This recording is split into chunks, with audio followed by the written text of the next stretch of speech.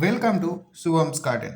অনেকেই এবছর ডালিয়া গাছ শীতকালে লাগিয়েছিলে, এবার গাছগুলোতে ফুল দেওয়া প্রায় শেষ এবং গাছগুলো এই সময় মরতে শুরু করেছে। এবার অনেকেই রয়েছে সেই গাছগুলোকে তুলে টবটা সরিয়ে রাখছো এবং মাটিটা সরিয়ে গোড়াটাকে ফেলে দিচ্ছ। কিন্তু অবশ্যই জেনে রাখতে হবে, ডালিয়া গাছের এই গোড়াটিকে সংরক্ষণ করে পরের বছর ওই ভ্যারাইটির ডালিয়া গাছ আবার তৈরি করা যায়। কীভাবে রাখতে হবে সংরক্ষণ করে সেটা দেখিয়ে দিচ্ছি। অবশ্যই মাটিকে ভালোভাবে শুকিয়ে নিতে হবে।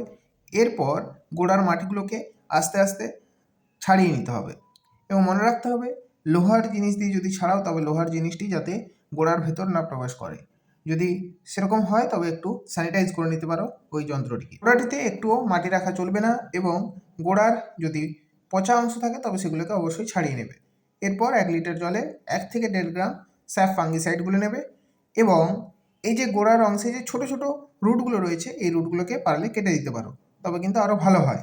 এবং অবশ্যই কিন্তু পচা অংশকে কেটে দিতে হবে যদি থাকে এবং সেখানে মোটা করে ফাঙ্গিসাইডের প্রলেপ দিতে হবে।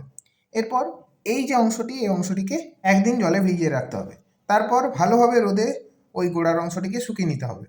এরপর একটা পলিব্যাগ নিতে হবে, তাতে 1 থেকে 1.5 গ্রাম স্যাফ ফাঙ্গিসাইড দিয়ে দিও এবং তারপর ওই গোড়াটিকে ঢুকিয়ে দিও। উপর থেকে আরেকটু ফাঙ্গিসাইড গোড়াটির উপর ছড়িয়ে দিতে পারো, আরও ভালো হয়। এরপর এয়ারটাইট করে পলিব্যাগের মুখটি ভালোভাবে বেঁধে কোনো ছায়াযুক্ত জায়গায় রেখে দেবে এবং সপ্তাহে 1 দিন করে পারলে রোদে দিতে পারো, ভালো হয়। না দিলেও অসুবিধা নেই এবং এটি সেপ্টেম্বর মাসে আবার প্রতিস্থাপন করতে হবে। গোলাপ থেকে শুরু করে জবা প্রত্যেকটি গাছের এই প্রতিস্থাপন পরিচর্যার ভিডিও আমার চ্যানেলে আপলোড করা হয়।